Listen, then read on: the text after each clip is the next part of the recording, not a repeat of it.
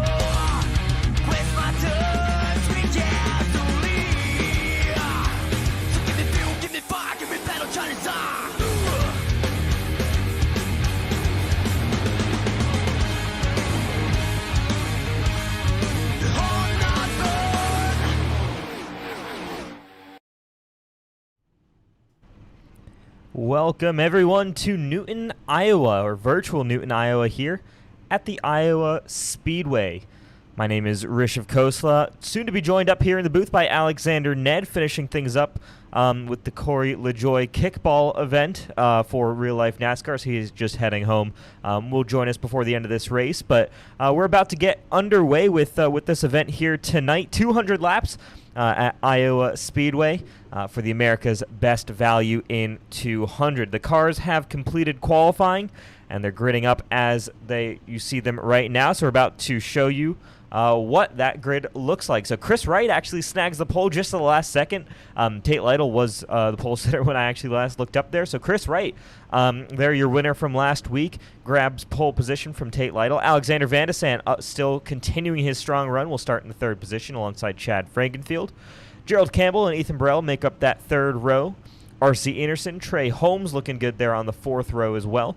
Jeff Green, Scott Crump rounding out that top 10, and then Josh Clark and Joshua Adams. Adams, a former winner here at Iowa, rounding out that sixth row. As we go further through the field, the cars will start to roll off the pit road in just a second here.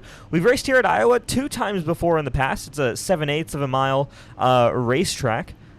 Pretty flat style short track, but raced here 2 times before here in the Elite Cup Series. The last time we raced was in 2020B, so about 1 year ago. Ryan Lutz was the victor then. And then in 2019, the winner of that event was Joshua Adams. Track speed record by Chad Frankenfield, 138.37 miles an hour. So we'll keep an eye out on how these next-gen cars fare versus those Gen 6 cars, though I guess if qualifying times are anything to go off of, they do look to be just a tad bit slower around a racetrack like this. Cars are now officially rolling. Because it's a short track, we should expect them to see about 2 laps here under caution.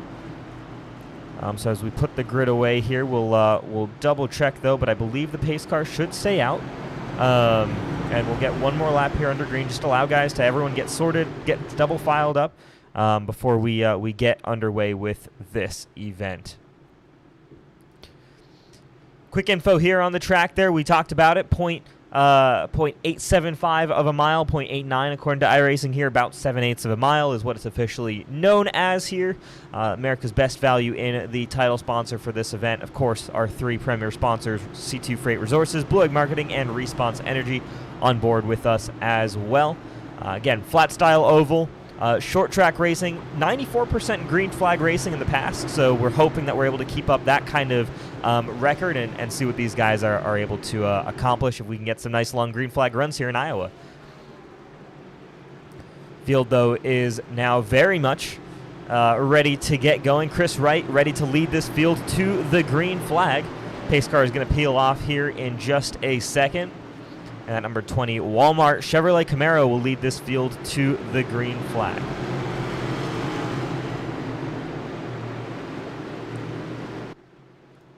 Pace car is off. Chris Wright now controls the field. Waits very long there and now gets on the accelerator, and we are underway for 200 laps here in Newton, Iowa for the America's Best Value in 200. Wright stays to the inside with a good run there, though Tate Lytle, a great start from him, trying to grab that lead away from the number 20 car, and that outside lane maybe looks a little bit stronger here early on in this event. Looks good through 1 and 2. Tate Lytle half a car length ahead, but Chris Wright's coming back at him now through turns 3 and 4, but off the corner it's Tate Lytle just behind Chris Wright, just side by side as they cross the line there. Here you go, Tate Lytle looking up again. Alexander Van de Sant, though, goes a little bit high. He's now going to duck to the top 3 wide with Ethan Burrell and Gerald Campbell inside. Look out for Ethan Burrell tonight. Different looking scheme for him, running the sponsor for Matthew Weeks, who normally runs the 11 car. Ethan Burrell, though, in his number 37 machine. Chris Wright still leading with some help here from Chad Frankenfield. That should clear the 20 from the 56 into the lead, and now the 15 also cleared into the lead. Tate Lytle's now going to have to settle into 3rd position as Van de Sant comes very close to hitting the wall there, up out of turn number 2. Chaos here at the start as Chad Frankenfield looking strong right now, chasing down Chris Wright, trying to duck and see if he can make a move to take over the lead. Meanwhile, Ethan Burrell looking to the inside on his teammate Tate Lytle. Lytle has to come down on the racetrack. Burrell might have to check up for that, and that can give Gerald Campbell, your defending champion, away by. Gerald loves these flat short tracks. He performs really well on these types of racetracks. Already up into the 4th position here as he's duking out with Ethan Burrell on the racetrack off of turn number 4.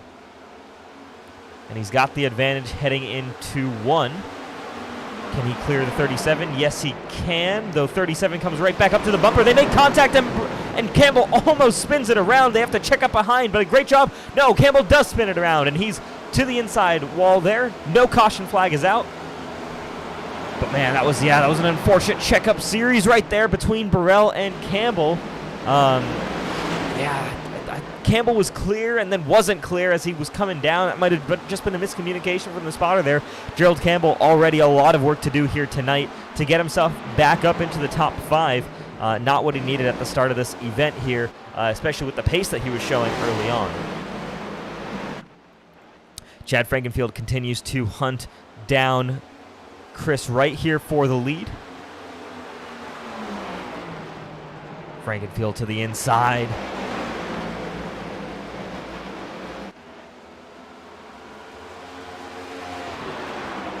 Still no move there from Chad Frankenfield, but R.C. Anderson, the biggest winner from that whole chaos between Ethan Burrell, as Burrell has dropped down to 12th position as well, and Gerald Campbell. R.C. Anderson up 4 positions already on the start here, into the 3rd position, and looking very, very feisty here early on at Iowa. We know RC really strong on these short tracks as well. He's kind of found his speed everywhere on the calendar in this Cup Series. Just hasn't quite had the luck to put together a race-winning performance quite yet this season. Frankenfield was side by side with Chris Wright that time by through 3 and 4, but not going to make the overtake this time by. He has to settle back in line here with the number 20 car. We'll have to see how these next-gen cars fare in terms of battling on track. It looks like they're doing all right, though, at least early in this tire run, as Frankenfield goes back to the inside, trying to make another grab at the lead of this race. Tire wear is something that these guys are really going to have to look out for, I'll say that, because talking to some guys during practice here, I think it was about 20 laps or so into this run, which we're already halfway through, is when you're starting to see tire wears hit about 50% on the front right, even if you're really saving. And you can kind of tell here, these top guys aren't pushing right now the front right tires on these cars, pushing for all the grip that they can get here. Frankenfield almost clears himself in front of Wright, but doesn't quite get there in time. Tire wear is going to be something to really look out for. Just 7 sets of tires available to these drivers for 200 laps. It's going to be a lot of work for them to maintain their tires, make sure that they preserve their cars throughout the runs here, because fuel is certainly not going to be the limiting factor here tonight. Expect long fuel runs, but the tires, realistically, I'd struggle to see guys going by 40 or 50 laps based on what I was hearing from practice if we get green flag running.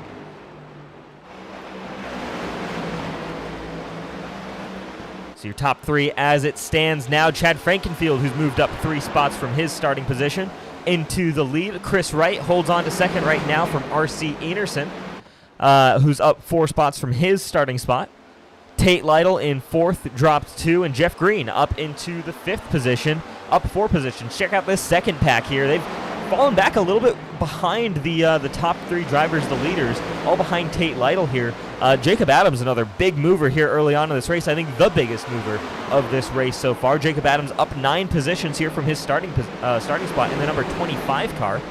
Bit of a different scheme for him here, but looking great on the racetrack as he slots up into the 5th position now, passing Jeff Green.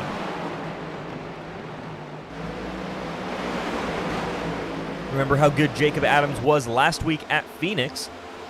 Likes these short flat ovals, seems to have really good performances here. Really has had good performances everywhere this season. And right now showing that speed again to the inside of Tate Lytle. And he's going to clear the 56 car. I think Tate might be struggling here a little early on with those tires. Might have pushed a little bit too hard too early in this run and now has to preserve them for the rest of this. We're going to see that a lot here. It's going to be a very traditional style short track race, I think, if we see the tire wear being the major player in this event. And it's going to be interesting to see, you know, what guys do in terms of pit strategy, because there's certainly a major advantage to have by going onto fresher tires. But of course, you have the risk of going 2 to 3 laps down here if you come down pit road with just a 24-second. Up front, RC Anderson completes the pass here on Chris Wright. So Wright now drops down to the 3rd position as RC starts to chase down his teammate Chad Frankenfield. Both of them driving for 90 Motorsports with some big news coming out today from that camp that they're going to join, become one with the White Lightning Racing team. So Chad Frankenfield no longer the team manager of that particular team. Tyler Dixon, the new team manager there, and that's a real super team there in terms of go check out the Elite Racing Twitter. You'll see they've got a number of drivers taking part, a large group of drivers. So they've got a lot of opportunities in all 3 of the series we run here in the Elite Racing Leagues. Best of luck, obviously, to them moving into 2022. But right now, it's 90 Motorsports and 90 Motorsports teammates run 1 and 2 here at Iowa for the America's Best Value in 200.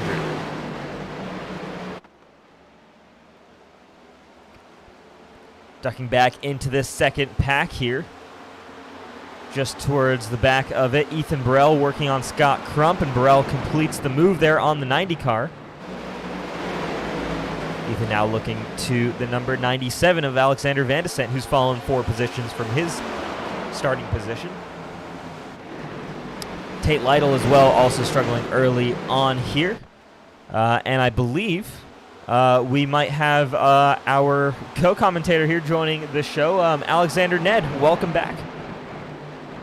Hey, so glad I could join in there. Sorry about that. I was finishing off as we see a car almost into the wall right there, but I was helping out with an event, Corey LaJoy's Kickball Classic in Kannapolis, North Carolina. Very good event, a charity event that Corey LaJoy just put on. Loads of people were able to show up. We had all the stars out there: Kurt Busch, Kyle Busch, Bubba Wallace, the most recent winner there. All for charity, so it was a fun time. I got to run graphics a little bit for that, so sorry I was a little bit late here tonight, but I'm glad to have that experience, and I'm glad to now bring it live to you with the virtual world. So sorry about that being late. No worries at all. It's been great racing so far, and hopefully great racing continuing on throughout the rest of this event. Right now, Chad Frankenfield and RC Anderson are leading the way for 90 Motorsports. Chris Wright, our pole sitter, falling back just a little bit, but these 3 have really separated themselves from the rest of the pack here, led by Jeff Green. So just 20 laps into this race, though, so a long way to go, and a lot of racing still to be seen. Tire wear is the biggest thing we're going to look out for here tonight, because supposedly the tires, from what I was hearing, the reports I was hearing, tires are going to be completely dead by 50 or so laps into this race. So something to really look out for between these guys, if there's 3 wide through 1 and 2. Whoa, you saw the 90 car there. Almost have a moment with the 97.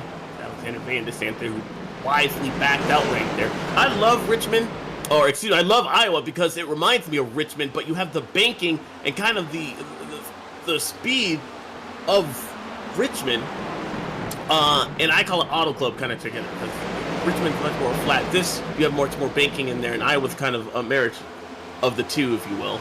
And that allows you to run multiple grooves. Is there a groove, perhaps, that could save these tires that we see these guys try to use later on as we get this first green flag run in. See, I'm not too sure. I've been kind of watching to see if I can spot anything there. Right now, it looks like there are multiple grooves that guys can run, but they seem to be favored. You're seeing here right now, these guys in single file, they're really favoring just the bottom running there right now, so potentially that might be the best option there for the tires. But, I mean, here you go. Through 3 and 4, you run a little bit higher. Chris Wright, though, running a completely different line. I think we're seeing classic Iowa where you have so many different grooves, and it's really just whatever you're more comfortable with, I think, is what you end up running around this racetrack. And this racetrack, I know, holds a spot very much dear to a lot of those to the NASCAR community, hoping that NASCAR actually makes a return. You know, the IndyCar series actually will be going there as, I believe someone just scraped the wall just a little bit right there. That pink car, 92, just a little bit out of turn number 2. Yeah, Chad Thornquist there, as we got a blinker from Scott Crump there in the number 90. We got to keep an eye out on that because that's happening really badly down this back straightaway in some very close racing, or excuse me, front straightaway, this very close racing. That's not what you want to see. I'm sure drivers are calling that out right now if they're not comfortable racing around this number 90 car, because he's completely gone for half of the lap right there.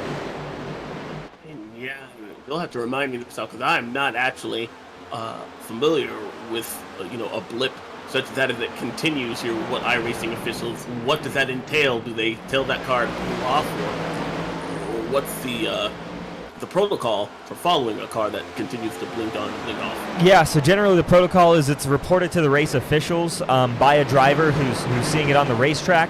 The driver who is blinking basically is given 1 or 2 laps to see if that sorts out, because sometimes there's just issues with people's internet. If it doesn't sort itself out, which is kind of getting to that point right now, race officials will ask that car to pull over and get out of the pack, especially in close racing like this. We haven't seen that call come from race control just yet here, but I'd expect to see it relatively soon here, because this is pretty bad from the 90 car, what we're seeing. Worse than anything we've really seen so far this season. And when you've got guys racing close, I mean, if you're the 92 or the 95 back here, you really can't make any moves. You're not able to do anything because you're too afraid that if you dive into a corner, suddenly that 90 car is going to be right where you put your car. So kind of a vanishing roadblock, if you will, as he is in front of the 92 Thornquist and the 95 right there. He's actually going to pull in. There you go. Unfortunately, troubles continue for that 90 car. If you remember last week, he had such an excellent finish. Even on that last lap, he had a blip right there through the dogleg of Phoenix there, and issues have not gone his way here early tonight. Yeah. So I feel for that 90 car and team. He was very much a factor last week at Phoenix, unable to get the win, and now he's taken a hit early in this one.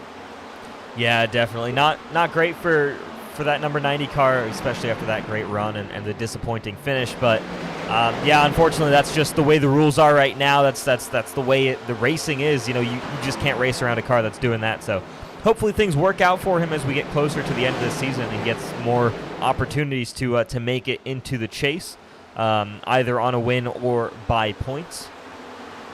I think coming into this event, got to quickly check and remind myself of what that point standings look like.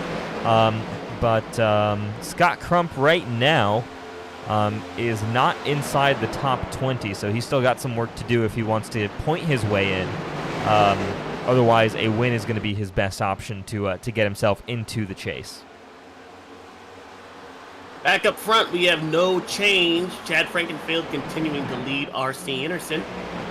But the battle has actually tightened up just a little bit. It hasn't really migrated as we see the 38 car, Jeff Green, actually make headway. He was a little bit back further behind these front three, but he's actually gained some ground. Yeah, I was just going to say, I think the second pack has come in massively. The speed that they've carried, I think they just didn't push as early in this run, and we're starting to see the effects here. Jeff Green, the leader of that second pack, look at how quickly he's catching these guys in front of him.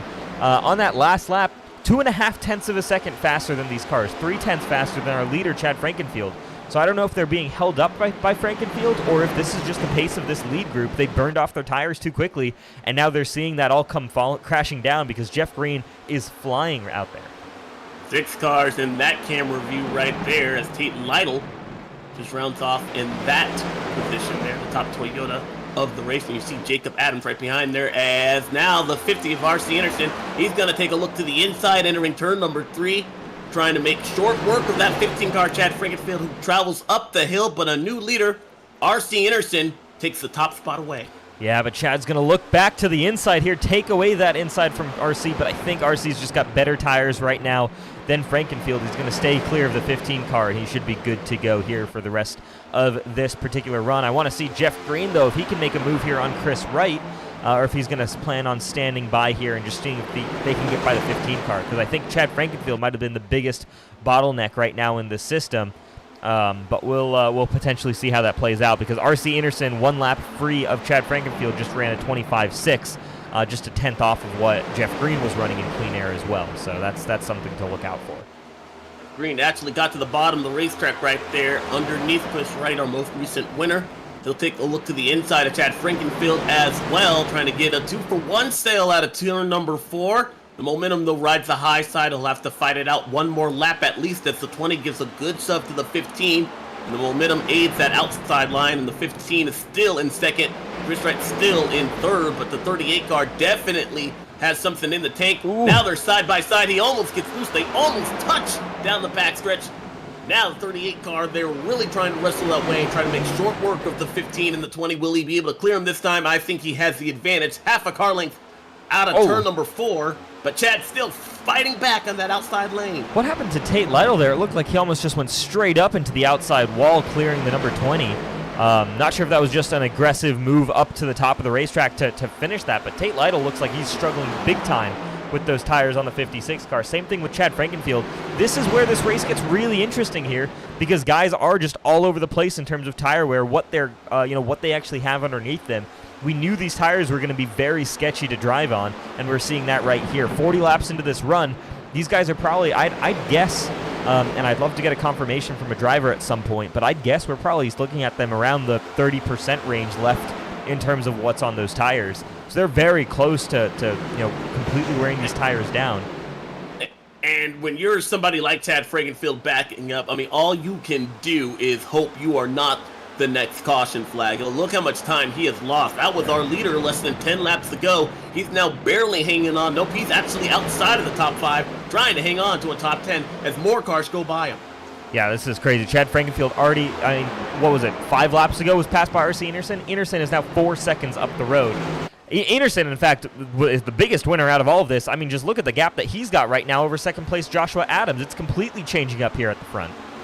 Yeah, that 38 car, he had to fight his way through between the 15 of Chad and Chris Wright in that 20 car, and so unfortunately that allowed the 50 to try and get away, and now Joshua Adams and Tate Lytle have actually been able to pass that 38 car. So as dramatic as him charging to the front was, he really hasn't had a net gain. He's back in the 4th position, but still a great run as we see leaders are now on to pit road. Frankenfield hits pit road. We saw he was struggling with his tires. That's really early, lap 44 of 200. I mean, these tires are just nowhere right now for these guys. And heck, look at this. The gap that RC had, it was 2 seconds on Josh Adams. It went down to about half a second now. Look at this. RC's got no front right tire anymore. So this is crazy how the run is going to finish up, I think, for these guys. I'm not sure anybody out here has done a full tire run yet, knows what the full, extent to what these tires look like when they're, when you're getting close to the finish here. You're just going off a feel out there, and I think that's what we're seeing right now. Heck, was that? Oh, no, okay, excuse me. That was Gerald Campbell, who went down a lap. But he's already making way, and look at it. I mean, they are like standing still. New tires are going to make you feel like Superman, and that's exactly the move that 31 car is going to make to the inside, and he'll take that lap back. Yeah, that last lap was a 1.5 seconds faster than what R.C. Anderson was pulling. I mean, look at this. Anderson now struggling completely. So he took the lead, just dominated for a couple of laps, and now it's completely fallen away from him. Those tires have gone away from him. So this is going to be such an intriguing race if we stay green and we get to see these runs play out, because it's really going to come down to who saves their tires the best in this field. I mean, this is crazy the way this whole top group has shifted in the past couple of laps. Yeah, Tate Lytle, the 38, and Joshua Adams, who's now our leader, they were really kind of marred back in that 5th to 8th place position. They have now been able to take control because they have control of their tires. RC Anderson going to fade back. He'll lose another spot to Jeff Green, perhaps right here. Let's talk about that fuel window, though. What window do these guys want to reach with their tires that will also benefit them fuel-wise? Yeah, that's the big question. Is maybe you're looking to take it to lap 50 here and then split this into a 3-stop race. That would be, probably the best option there. So Chad Frankenfield might be in a rough situation here if he's maybe thinking a 4-stop. But man, this is crazy. Just the way this tire wear is playing out, you have to be so conscious of that. And that could potentially hurt the racing certainly later on in this event, because guys just won't be willing to go run side by side with other drivers, because it'll completely destroy their tires, or they will, and then they'll suffer because of it later on in the event. Yeah, you can see, wow, it's the 90 car. He's actually been able to fix that blip issue there that Scott Crump also was on pit road earlier in that run. Something that I'm not really seeing, though, is a dramatic rush to get onto pit road despite new tires. So even Chad Frankenfield, who was probably the top leader onto pit road, one of our top leaders onto pit road first, I think here they come, has not dove it in. Ooh, No, no. they're still actually Okay. on the racetrack. Wow. Okay, that's actually surprising. See, I was gonna say, like, maybe they stay out there and or excuse me, maybe they come in at lap 50. Like I said, cut it evenly there. In terms of a 3-stop race, but they're staying out right now, maybe hoping for a caution. Would be potentially a guess here with the difference in pace between drivers. Man, I don't know. That's such a... It's an interesting one to call, and I was talking about it a little bit earlier before you came in, Alex. It's going to be the big question of, I mean, you can see the pace advantage of fresh tires here. It's massive. Yeah. But also, you don't want to set yourself up to be making an extra stop, or do you? Is there more pace to be had in making a 4-stop out of this race? So guys really have to be thinking about that. That goes back to how this track kind of races like Richmond. We've seen that play out in the real world, where some people decide to make it on a 3-stop strategy versus 2, but the tire difference between windows on drivers that decide to make it 2-stop, they can make up the time there, but they need to make up enough time to make sure they aren't, 1, burned by a caution, and 2, are able to run it out so that it would equal, those tires would equal the amount of time that is lost by them making that extra stop. So it'll be interesting to see if the 15, I mean, I'd be curious to see, he is flying. I think his last lap there, I'm trying to see, he's shuffling in the order, so every time I get him, he moves up or he moves down. Looks like his last lap was a 24.9 versus our leader a 26.0, so a second and a half faster. Yeah, that's just crazy in terms of the straight up pace that guys Whoa, are running. Oh, look at this! Jeff Green almost a complete stop. Oh, is he trying gonna to make get it? onto He pit road. doesn't He's make. gonna Oh overshoot. man! This is going to be a big issue. He's actually going to back up and try to get back in, and I don't know exactly what that rule will entail. Definitely a commitment cone violation. You see the virtual cone actually go flying as he goes back into pit road. I was going to say maybe not interesting. a commitment cone violation, because he did go around that cone. That cone might have actually, I'm interested to see, if there is a penalty there for the 38. But yeah, I think everybody realistically coming down pit road. We've got a couple guys staying out right now. Josh Clark, your leader right now. Chad Thornquist, Trey Holmes in this number 14 car filling in for Casey Hatch. David Tooker as well, all staying out. So the first car who's come down pit road and is going to lead the race now is Scott Crump, actually, who made that extremely early pit stop. So he's a little bit off cycle, though, so Chad Frankenfield might be the one to really look out for in terms of space on pit road and space on the racetrack over the rest of his competitors. Adams coming off pit road just now. And so this is where things begin to get hairy. You really begin to rely on your spotter to help you navigate through some of this traffic, because not only is everybody on a different pit cycle, they're also on different tire strategy, and that means some cars are going to be slower than what you might expect. And I believe that was the issue that we saw with the 38 and the 15. Perhaps the 38 car had committed to getting down in the corner right there, but the 15 on those newer tires was able to travel in so much further into the corner that by the time the 38 car was blowing up, the 15 car was there. Yeah, absolutely. So the real question right now is, you guys are going to see on your chart, so we're following the 15 car. You can see that yellow highlighted car. If you look up towards the start-finish line, you'll see the 56 and the 95. Those are the next guys in line in terms of being out on the racetrack and contending for, that's the second strategy, the guys who pitted later. So Tate Lytle and Josh Adams now just heading into turns 3 and 4. Chad Frankenfield heading into turns 1 and 2. That is the gap there between the leader, the effective leader here, and the guys who just came down pit road. And some of the guys that are, let's talk about this. The 15, he came down on lap 45. So it's already been 15 laps on that set of tires right there.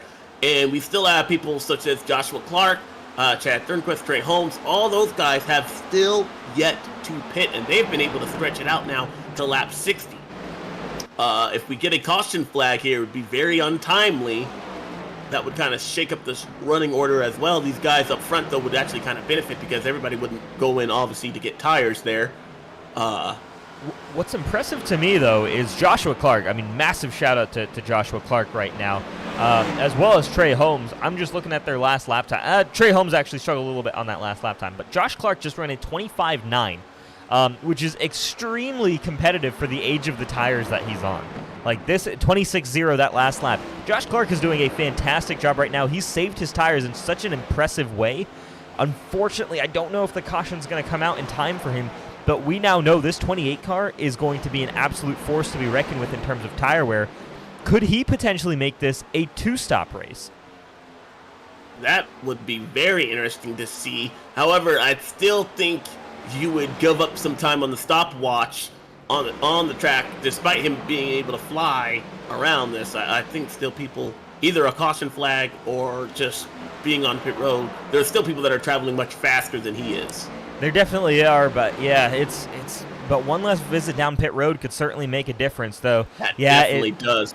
It'll be interesting to see, especially as that advantage starts to disappear more and more. I mean, think about this: when Josh Clark comes off of pit road, he'll straight away be about a second faster than everyone else, behind him. So it could balance out pretty easily here between these guys. I'm genuinely curious to see how this plays out. It's about 15 seconds back to our effective leader, Chad Frankenfield, right now. And that gap is closing, of course, but not as fast as maybe Frankenfield might like. It's the guys like this, Tate Lytle and Josh Adams, that you might be more worried about, but they're, of course, much further behind. How about a shout-out to Trey Holmes filling in for Casey Hatch in that 14 car. Doing a great job so far. I think this might be his 3rd or 4th showing in for the Elite Racing League, but he's doing a great job running along in that 2nd position.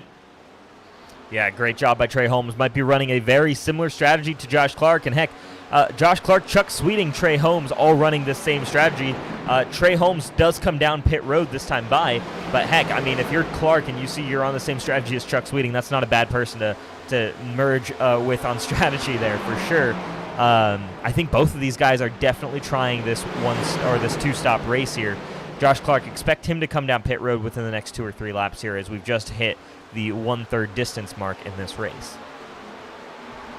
So Chad Frankenfield already up to 3rd after being one of the first leaders to go on pit road. The top 2 have yet to pit. Joshua Clark and Chuck Sweeting, we know he pulls some dramatic strategy as we look, and I believe this time by, the 28 car is in. Need not to slide and lose what's left of those tires. Looks like he gets on that. Man, that cone, you just look at it and it falls down. But the 28 car is in. Yeah, 28 car is in. Chuck Sweeting stays out, so he's going to lead another lap here. But now Chad Frankenfield should easily shoot by Joshua Clark. And this is where we get a chance to potentially look at pit strategy. Their strategy gets hairy, though, because they will go a lap down, and you don't want to have a caution flag to fall on this cycle of your cycle. This is on your side of this cycle, should I say. We see Joshua Clark. He's going to go down a lap now. He'll obviously get that back fairly quickly here. But look at this gaggle of cars. You see Chuck Sweeting, our leader. That's Chad Frankenfield. This is a battle for second, a battle to get on the lead lap, and a battle to take, your lap back. Yeah, all in one. This is a battle for the lead, actually, because Jacob Adams and Chad Frankenfield have been battling it out. Both of those guys are on the same strategy as well. So Adams now finally gets by Chad Frankenfield, and he becomes the effective leader of this race, the actual leader of this race, excuse me, as now everyone has completed their pit cycles. Actually, excuse me, Chuck Sweeting hasn't, but he's still out on the racetrack. He is now just coming in. Now he's coming in. So he made it the furthest. He made it to 70 laps. Jeez. That is almost double what we saw with Chad Frankenfield when he came in. It is double. 45, or I'm sorry, no, I can't do math. 45 is 90. So almost double. 15 laps, but still short of impressive out of Chuck Sweeting right there. As you see Joshua Clark go by on those new tires, and he should be, if not the fastest car on the racetrack, just behind Chuck Sweeting, who is completing his service right now. Question is, though, he is all the way in the 19th position, one lap down, I still believe. Or is he on the tail end of that lead lap? He is on the tail end of the lead lap. He is just past Jacob Adams. There you see that pass just took place. So if a caution were to come out, Josh Clark would be just fine. He would have lost some track position, but no laps down. And now, of course, he is the fastest car effectively on the racetrack, 24.5 that last time around versus 25.4. So like I said, 9/10 to a second faster than everyone else in front of him. We'll keep an eye out. It's potentially possible for the strategy to work out for Josh Clark. I love him making that move, making that call to try something a little bit different. I mean, talk about some missed opportunities for Clark. This 28 car has missed 2 win opportunities in the past 3 races. The first at Indianapolis Motor Speedway, or excuse me, in the last 4 races, I suppose. First at Indianapolis Motor Speedway, where he was leading coming off of turn 4 into the final corner.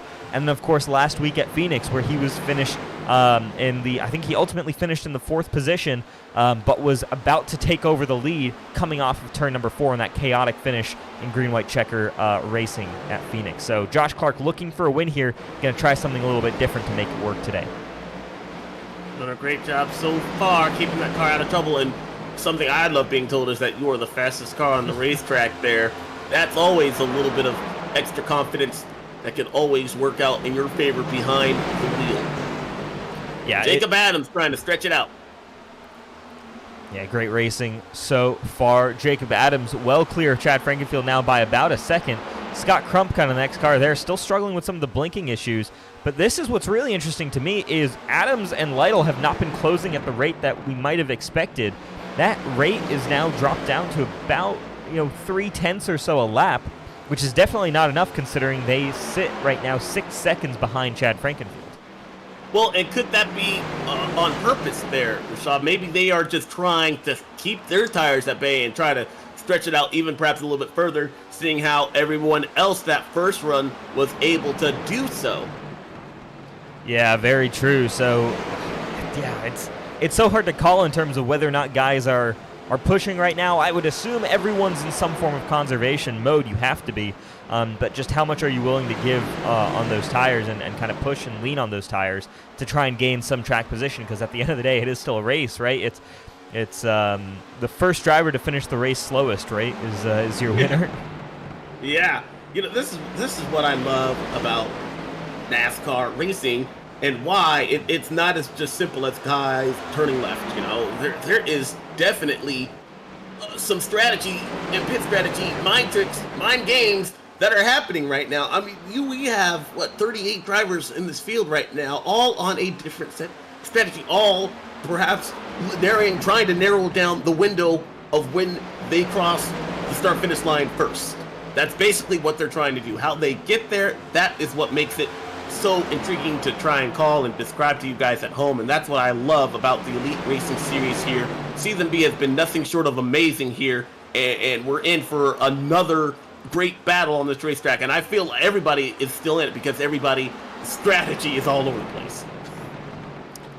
Yeah, no, the strategy here tonight is incredible, and from our point of view, it's a completely different style of race, but it's I love these kinds of races because it forces you to think. You're looking at all of these different cars and the possibilities that can play out for them. So I just have no idea, what's going to play out. I don't know what strategy is going to work out. back when I was helping my friend, run these races and running crew chief and things like that, I'd be able to tell you and say, yeah, this is the run we expect. This is what we think is going to be the better strategy. But right now, it's kind of nice to be in this kind of blissful ignorance, not knowing what's gonna happen in this race. Well, let's talk about that, Rashad. I will put you in the driver's seat there for a second, because you've been able to race with some of these guys here on iRacing. How hard is it to come up with a strategy like this on the fly, because you are your own crew chief here in iRacing? Yeah, for a lot of these guys, you are, and so you're really thinking. So the first big thing is a lot of these guys have teammates that they work very closely with. So you're communicating with them all race long, and you'll basically understand, like, hey, what are you feeling? When are you thinking of pitting? And you guys can kind of bounce off each other in terms of ideas, out on the racetrack or in practice or whenever you guys want to talk about it. But even for the guys who run individually, who don't have someone to kind of chat with about strategy, that obviously does put you at a bit of a disadvantage. But you're still kind of, a lot of it comes down to the feel in practice. We run an hour of practice right before the race, and we even have another hour of practice the day before the race. So you have enough time to kind of sit down in the car, run a long run, and kind of get a feel for, okay, this is when I really feel like I just can't drive this car anymore. And if you spend a lot of time, you can do stint analysis, or if you show up on the spot, a lot of it, like I said, is just going to be entirely down to feel and saying, hey, the right front just isn't turning in. I don't think this is going to work. Maybe responding to someone else on the racetrack. There's a million different options. That's why, strategy for racing is such a fickle thing, because there's never one right answer. There's so many possible answers, and you don't know what that right answer is until the race is over. We still have over 100 laps, 115 still on the board to go. 15 shy of halfway here in Iowa. Jacob Adams still holds the lead. Chad Frankenfield in front of Scott Crump, who has made a miraculous recovery after blimping there early. The rest of the top five, Joshua Adams and Tate Lytle. Followed by Nick Massey, that's Ryan. I'm sorry, I am going to butcher that. It's a little blurry on my screen. No worries. Ryan Barbieri there filling in for Tyler Fody in the number 40 car. He is running along in the 7th position. Followed by Gerald Campbell. Chris Wright has fallen back, and it's actually onto pit road. Andrew Rucker and Jeff Green, your top 10. Chris Wright, the first of our drivers now for their second pit stop of the night. Yeah, we're getting close to that part of the race here. Frankenfield pitted on 43. Oh my wow. Goodness. The 90 was a big blimp, and it almost took Chad Frankenfield out of it. Yeah, so the 90 now shoots ahead of the 15 car, but man, that's been happening all night long there, and that's what I was saying. You just can't have close racing when you've got a car like that on the racetrack, where it just gets a little bit trickier.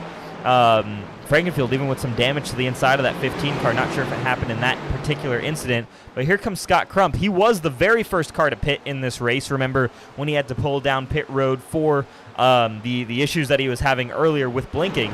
So Chad Frankenfield, the next guy to come down, we'd expect here, probably within the next lap or two. He came down originally on lap 43. We're now about to get to lap number 90, unless he plans to extend this particular run. But here comes Tate Lytle, Josh Adams, both by him. This is where the tires are completely dead for this 15 car, and the guys who stayed out, that's where they've really taken advantage. You can see him now. He is in a hornet's nest there. That is trouble all over it, as we see a car in the wall there.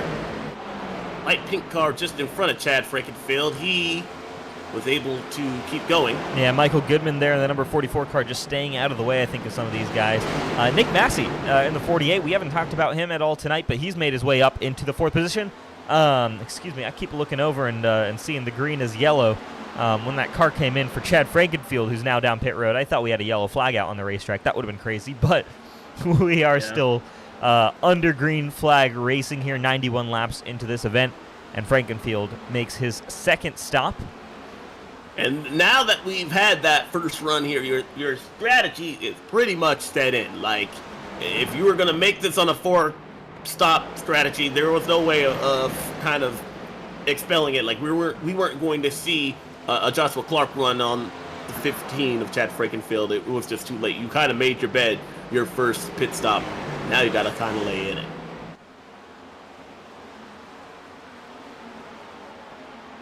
Jacob Adams continuing to lead here in front of Joshua Adams. Brothers running 1-2.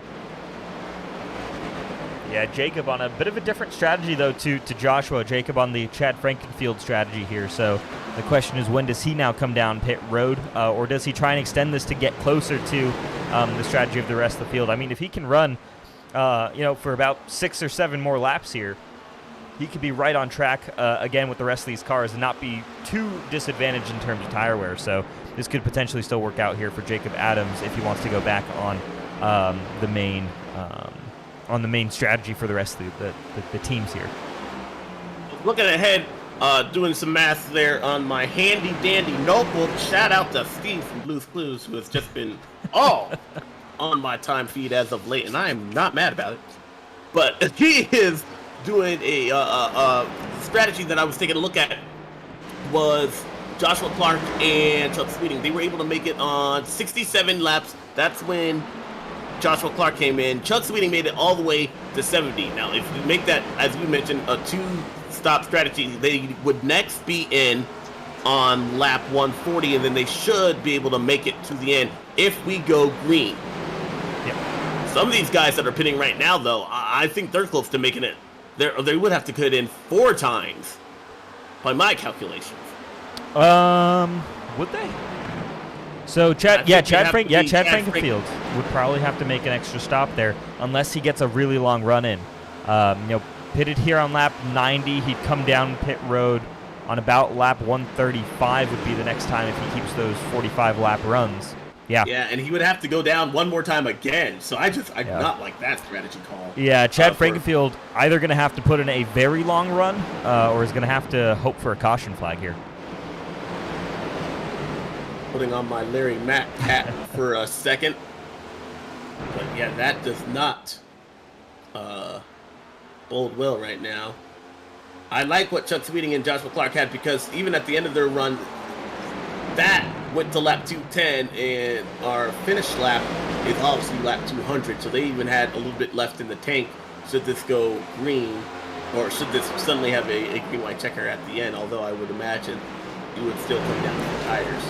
Yeah, you definitely would. Well, I mean, hey, we saw what happened last week. It's not necessarily a given. But we'll continue to follow that. So Jacob Adams comes down pit road, joins Chad Frankenfield. So Jacob Adams right now kind of rejoining. He's saving himself from the strategy right now that I think Chad Frankenfield is going to have to figure something out to dig himself out, because he's now done that twice where he's short pitted, and that's going to hurt him towards the end of this race potentially.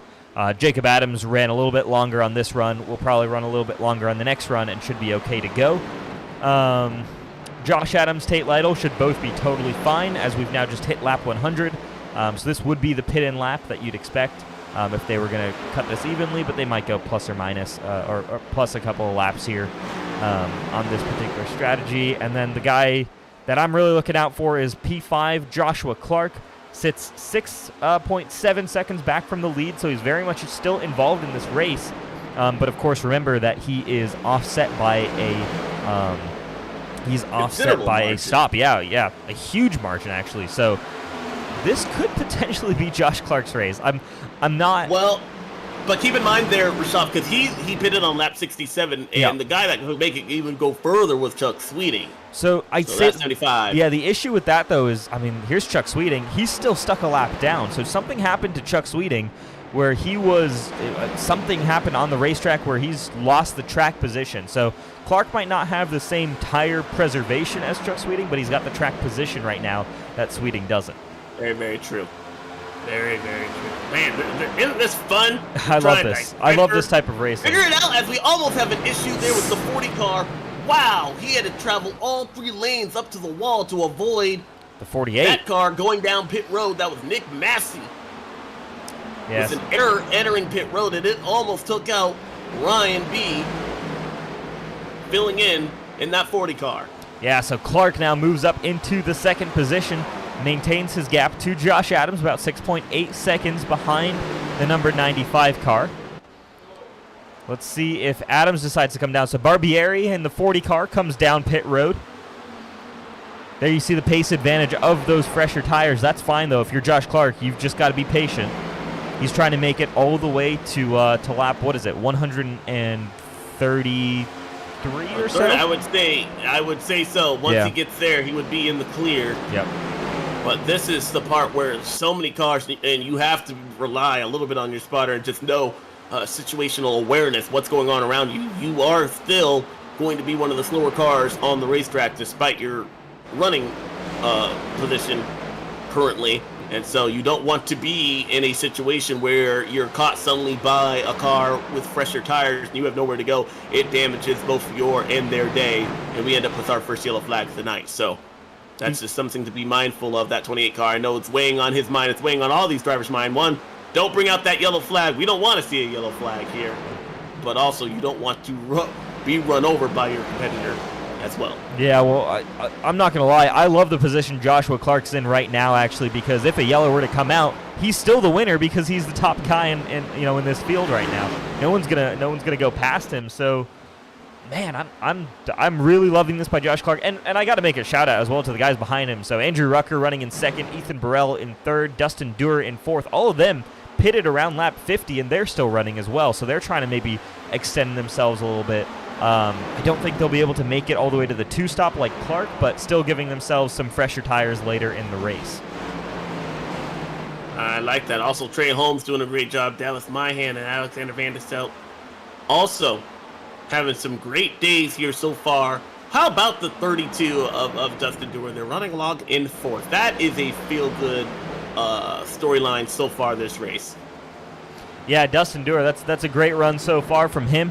Hoping that he's able to keep that momentum up, but of course a little bit off strategy like Josh Clark, the other guys around him. But we'll obviously keep an eye out on that and see if he can continue this kind of performance. Under pressure from Trey Holmes, that 14 car, you see the 48 car, Nick Massey, who's on those newer tires, able to go around.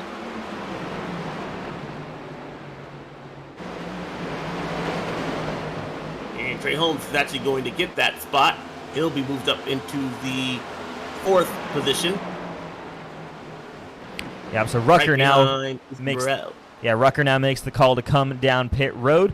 So Burrell now going to join Joshua Clark, but Burrell about 9 seconds back from this 28 car. So, and here we go with Clark now behind Tate Lytle. I mean, the pace from this 28 car is exceptional, 25.5 that last time around. I mean, just huge pace from Joshua Clark late in these runs. He is finding something that nobody else on this racetrack is finding right now, and that is pace on old tires. He is doing a fantastic job preserving those tires through the run. Sure, he's not putting up the fastest lap of the race by far, but, I mean, who cares about that? Because right now he's leading the race.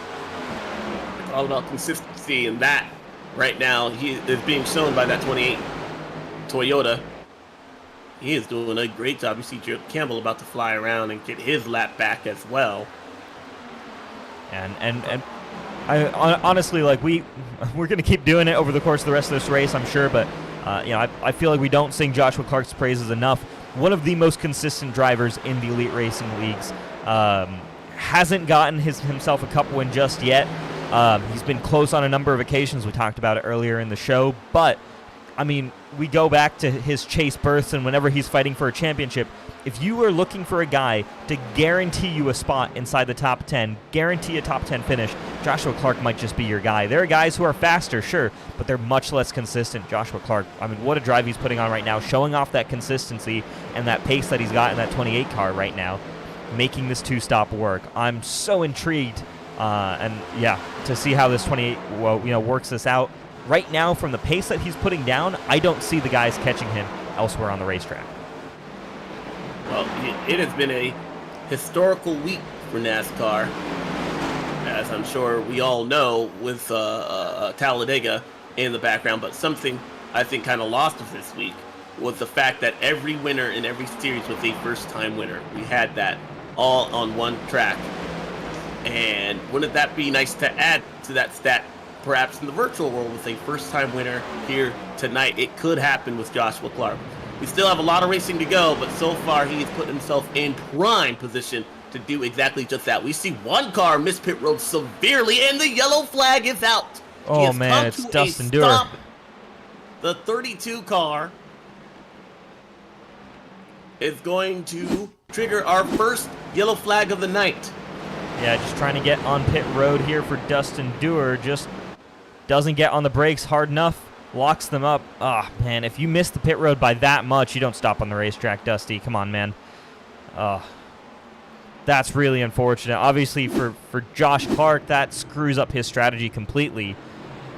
And that's rough. That is a really, really rough hit. Obviously, he'll maintain track position.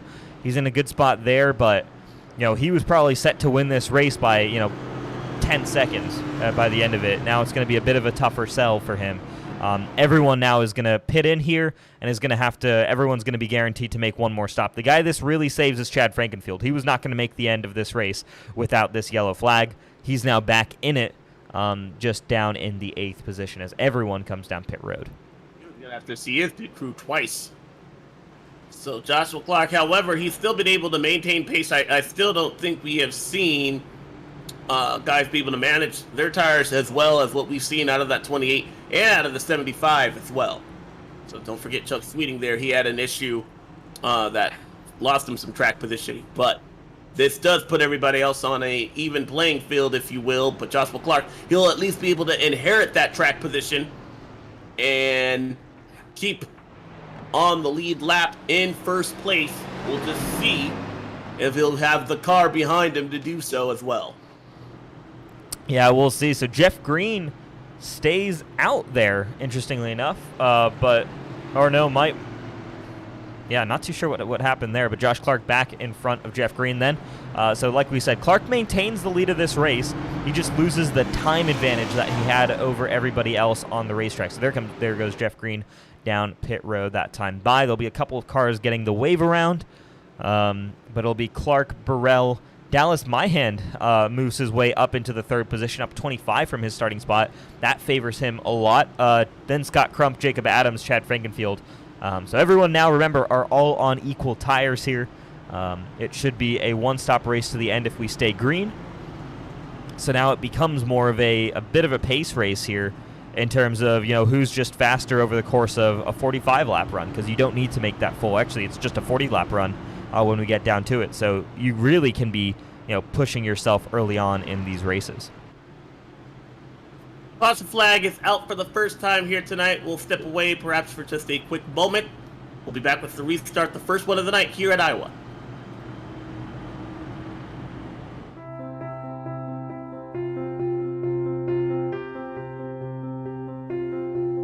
My name is John Cunningham with C2 Freight Resources. We are a Hub Zone certified logistics company here in Houston, Alabama. We've been in business for over 20 years, working with the Department of Defense and the federal government, among many other customers. C2 is committed to truckload shipments along with less than truckload shipments across the United States, Canada, and Mexico. Our high level of service is what keeps our customers coming back year after year. Our industry-leading transportation management software, along with our tracking software, allow our customers to know where their shipments are at any time, any day. In closing, C2 Freight looks forward to earning your trust and business through actions day in and day out. We know if given the opportunity, you'll be pleased with our service and communication.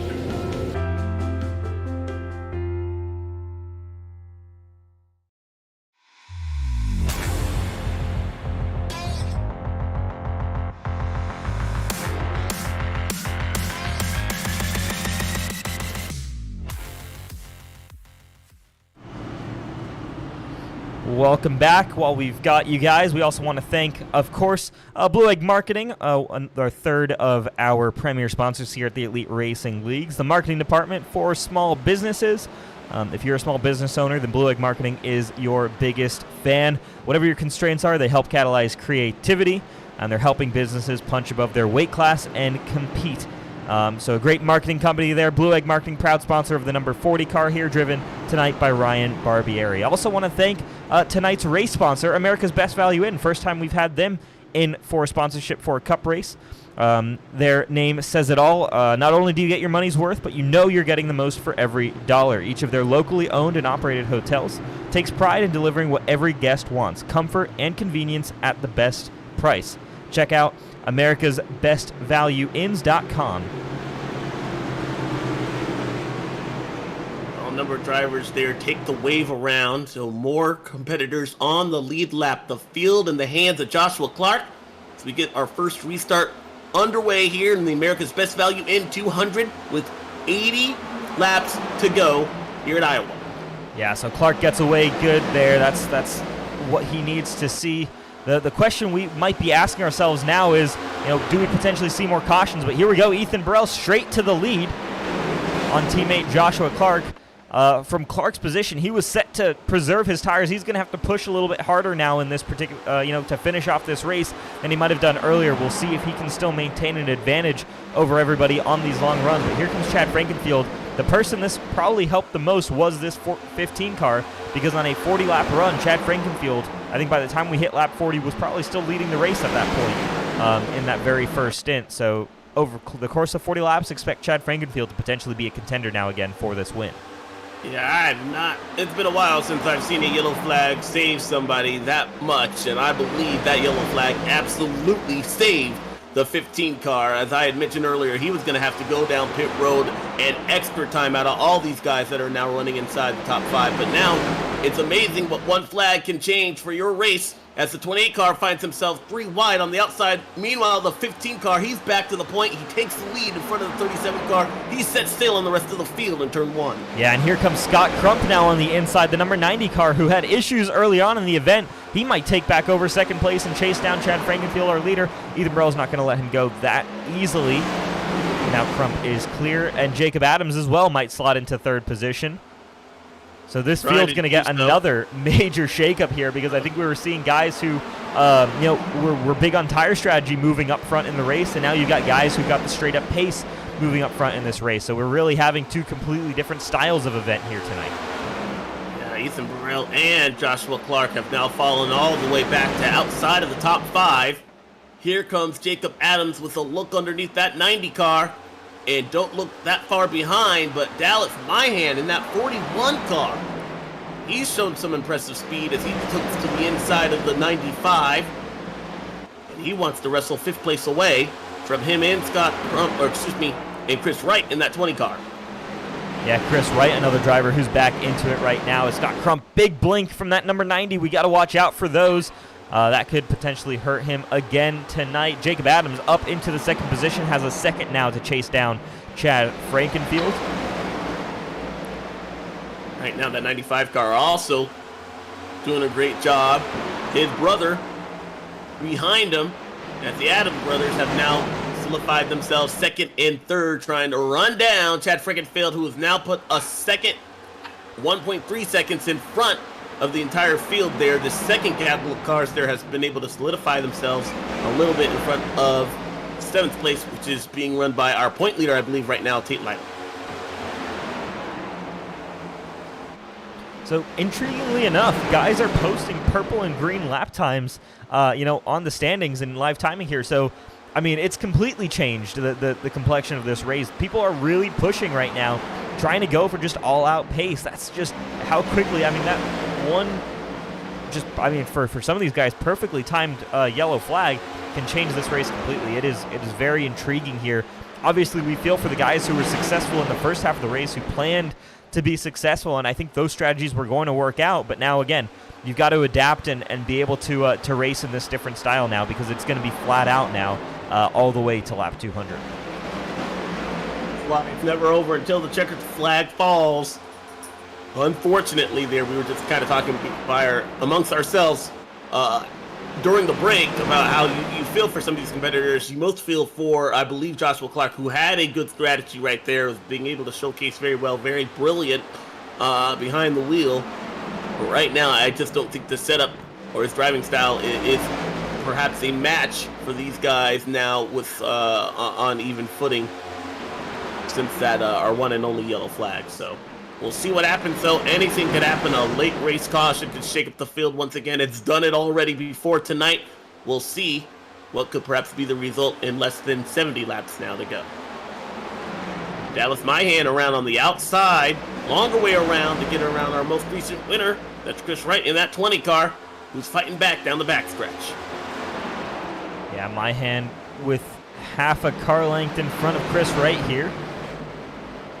Now even off the corner. Myhan should get the run off of turn number 4. He does.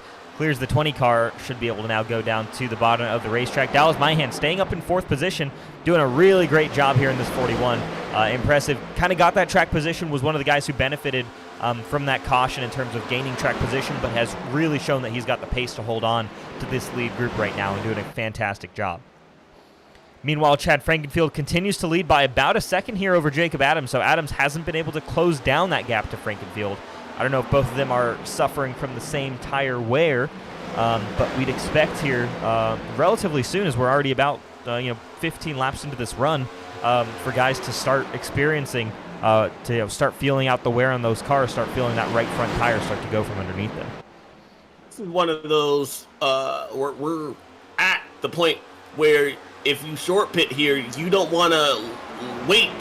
You kind of want to answer quickly to one of your competitors if they go down pit road immediately. So I believe once we see one of our leaders in, they're all going to come in. We won't see what we saw earlier in this race for our first pit stop.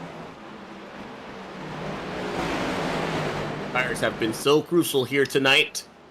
As Chad Frankenfield, we saw it play a huge disadvantage to our leader here earlier in this race. Went down pit road there 40. He's been able to overcome that now.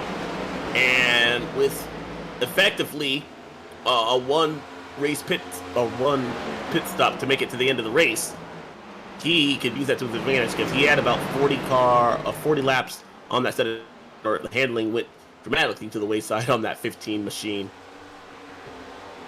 Each one of our top 3 though has yet to visit victory lane here tonight, so we might not get a first time winner, but we could get a first time winner this season. Yeah, would definitely be a great thing. I mean, we've had 0 repeat winners so far this year, so I mean, it's been really incredible the level of competition here in the Elite Cup Series by JoinAPS. Tyler Fody, Chuck Sweeting, Johnny Thomas, Nick Massey, Tate Lytle, Alexander Vandesant, and Chris Wright have all won a race so far this year, and yeah, we've had none of them repeat. That's amazing. That just talks to the amount of professionalism we have and the high caliber drivers we have in this series here. As Chad Frankenfield, a champion of this series, has yet to find victory lane here. Could tonight be that night? Things are heating up though. For third place, Joshua Adams has a mirror full of the 41 car Dallas Myhan, looking for, I would believe, his best run of the season so far, and he's once again using the outside lane the longer way around to try and reach that goal. Yeah, we've seen flashes of brilliance here from Dallas Myhan a couple of times this season, and this could be another one of those right here. I mean, chasing down Joshua Adams, a former winner here at Iowa. Dallas is putting on a fantastic running in this number 41 car, staying competitive with this number 95, and looks honestly even a little bit faster here than the number 95 car some places around the racetrack. So really, really impressive pace from Dallas Myhan. We'll see if he can make that move, jump up into the top 3 here. Otherwise, still, if he can have a top 5 finish from tonight, that would be a huge achievement here in that number 41 car. A great race for him. Taking a look at some of our guys, perhaps just outside of the top 10 there. I see David Tooker, Andrew Rucker, and Joshua Clark, who has now fallen back to the 13th position of what might have been. I do know, unfortunately, with that last caution flag, it might not be a popular one. I think with the 32 there, that might not be a very popular move that happens there, but you definitely feel for the 28 car. He definitely had what I believe the best strategy so far of the entire group here tonight. Yeah, definitely, and it was, all it tells me though is we're getting very close to seeing a Joshua Clark win in the Elite Cup Series. The fact that he's now had the past 5 races and he's had a legitimate shot to win them, including this one. That speaks volumes towards the development he's made as a driver, and he is now very much a contender for wins on a weekly basis. Look out, everybody else, for Josh Clark, because he is going to be a serious contender, not just to make it into the chase this season if he doesn't nab a win here early on, but to also potentially go all the way and grab a championship 4 appearance. Don't look now, but I think our leader has company. Jacob Adams now on the back bumper of the 15 car, the 25. Will he take a look to the inside? He does so to the bottom of the racetrack, and this could be for the lead entering turn 1. They're side by side across the start-finish line. Chad Frickenfield riding the wall, but here comes the 25 car. He'll dive underneath entering turn number 1, but the momentum rides to the high side in the high lane. Chad Frankenfield's still going to give it all he can on that outside lane. Yeah, Frankenfield hanging on right now, but it looks like Adams might just be slightly quicker, slightly more comfortable here later in this run. Remember, Adams was able to run about 5 to 10 laps longer on his second stint of tires, and we might be seeing some of that coming into play right now as Frankenfield is getting closer to the position where I think he's really starting to struggle on his tires. He pushed really hard early on in this run, and that's coming back to bite him this time. Necessarily though, he's still trying to fight back just a little bit, and that side-by-side battle has now made this a 4-man race. As the 25 car, he's trying to use the shorter way around, but it's just not working on the exit. The 15 car can still keep that momentum, especially on exit, and he's using that to kind of beat that 25 car down the straightaways. So again, now the question is, here you have a gaggle of cars. Well, where do you go? Go where they're not. There's Dallas Myhan trying to go underneath there. The 25, he's been able now to clear Chad Frankenfield, but he brought along his brother. That's Joshua Adams right behind him. Yeah, and look at this four-way fight for the lead of this race right now, and Frankenfield, the biggest loser, in the span of about 2 laps, might drop all the way down from the lead to 4th. Myhan to the inside of the 15 car. Not quite going to have the run off the corner, I think, but definitely looks like the 41 has more pace in it. And yeah, like you said, the Adams brothers leading the way now. It's, again, really interesting to see in just the final couple of laps of these races, you know, seeing the actual shift in the dynamic of this event, and was actually hearing from some drivers that if you run it just a little bit too hard, you run too late into the run, you will actually get a blown tire here. So it is confirmed that tires are completely blowing out for some drivers, and that's why we've seen maybe a couple guys go all the way up into the outside wall coming off of corners. Chad Frankenfield, he ran off that set of tires a little bit sooner than what we saw out of that first stage there. Because he was able to get to about lap 40 there, but he was actually a little bit struggling there. Perhaps that was just when he decided to pit there. So this could be right on par. He definitely had, don't bring out the yellow flag again and have that 15 car anywhere near the top spot, because he's been able to set sail on the rest of the field. Very much a short run car.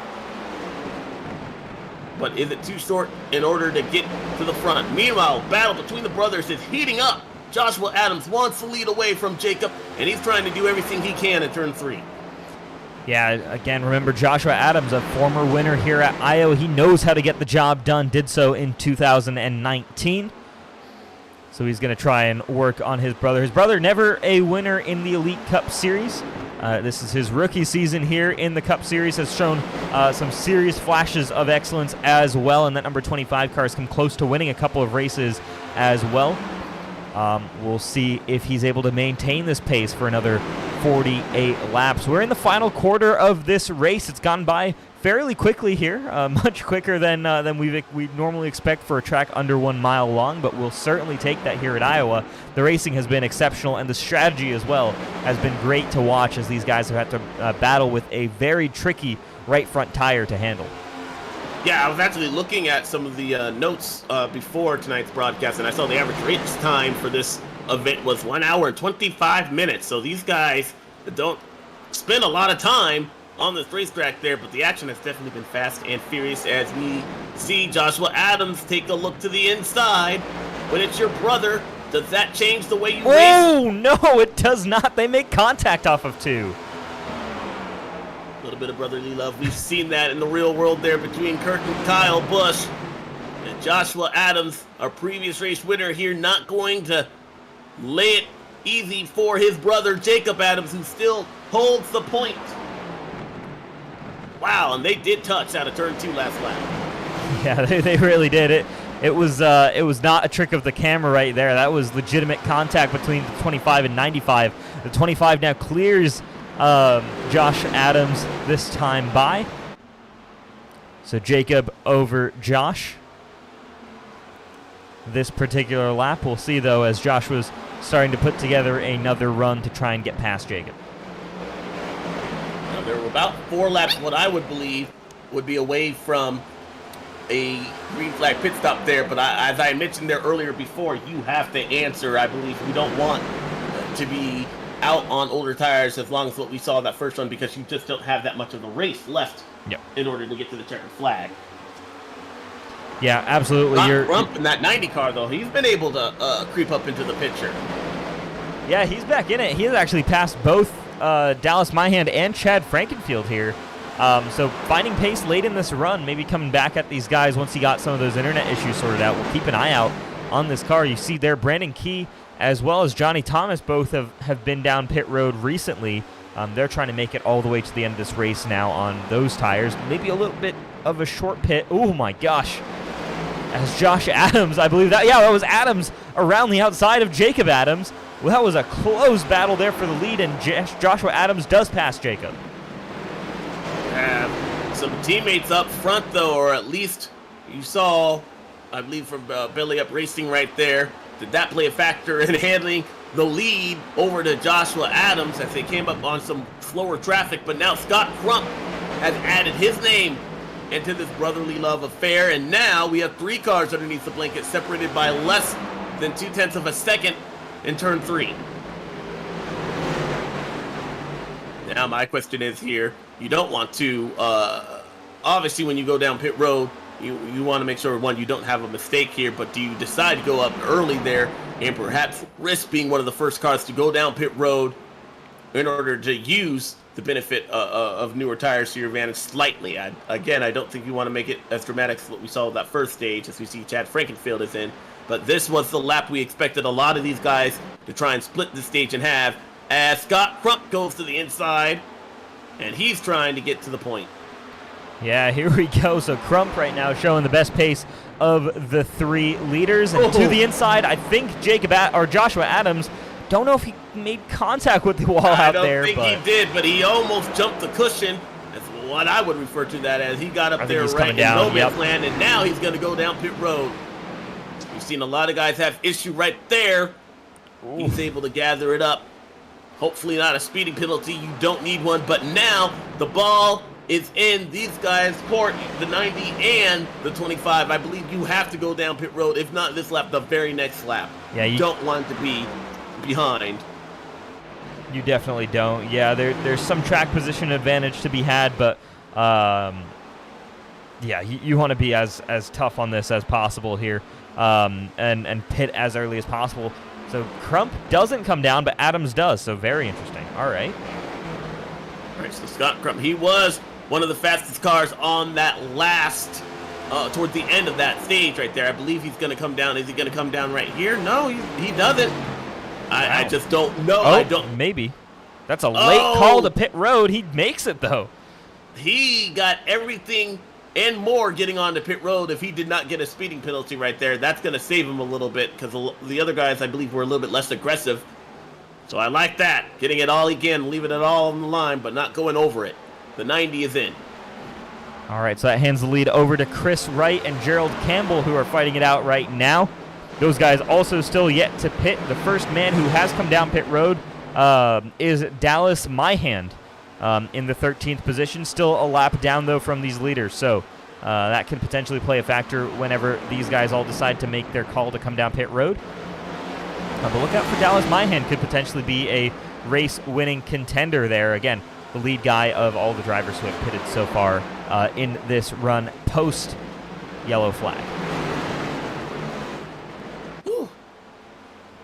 Right now, I am impressed.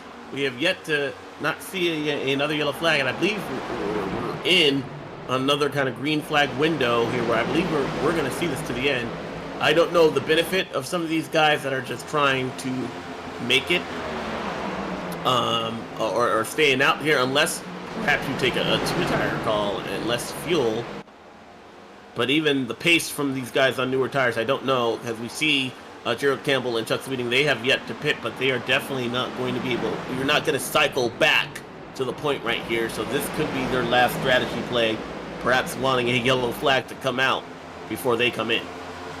Yeah, I mean, it's worth a shot, you know, if you're someone like Chris Wright here, or Chuck Sweeting, who won a race, right? You don't really have too much to lose there, but here we go. I mean, Chad Frankenfield about to unlap himself on Chris Wright, as Frankenfield is actually now clear of Dallas Myhand, as is Joshua Adams. So Adams versus Frankenfield versus Myhand. There's your battle for the effective lead, what we would assume to be the lead right now, unless any one of these guys up front is able to make a late race charge back at them. But here we go. They pass our leader back onto the lead lap. It's Frankenfield versus Adams. Frankenfield, he's been fast for the first 30 laps of a run, but then it begins to fade fast, and that window is going to stretch into the final 10 laps. So can that 15 car hang on in front of the 2019 winner here, Joshua Adams, they've been able to gap, as well as Dallas Myhand, they've gapped Jacob Adams by a good second, I believe. Yeah, Jacob Adams maybe didn't have the best time on and off of pit road there. Not a great in and out lap, or just struggled with traffic getting by here. So he's lost some track position to these guys. Same with Scott Crump as well, who pitted the latest of this group. So we'll keep an eye out. Jacob Adams and Scott Crump both pitted a lap after Joshua Adams. Dallas Myhand was 2 laps before Joshua Adams. So a little bit of a difference on strategy. We'll see if they all come together later on in this run, but right now it looks like it's a 3-way fight. It's going to be Adams, Frankenfield, and Myhand. Jared Campbell, Chuck Sweeting, Chris Wright, they all have yet to pit. As Tate Lytle's actually been able to work his way inside a portal run currently. Woo, less than 30 to go here. The guy that I believe was the fastest during that whole exchange, the entirety of the 40 laps we had before the group like this up, was the 90 car Scott Crump. Now, he has been having some major connection issues as of late, but can he overcome those and perhaps get a win in dramatic fashion? That tries to aid the bleeding that he felt from Phoenix there after being so close to seeing that checkered flag and having it all go away on the final turn of the final lap. Still a lot of strategy to be played right here.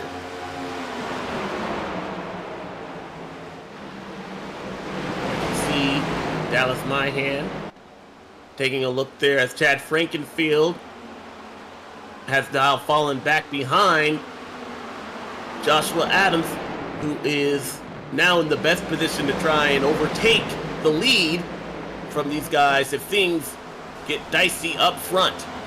Yeah, so Jacob Adams is now back in this conversation as well. He's catching Dallas Myhand and Chad Frankenfield. Joshua Adams has really done a great job just gapping the rest of these guys here.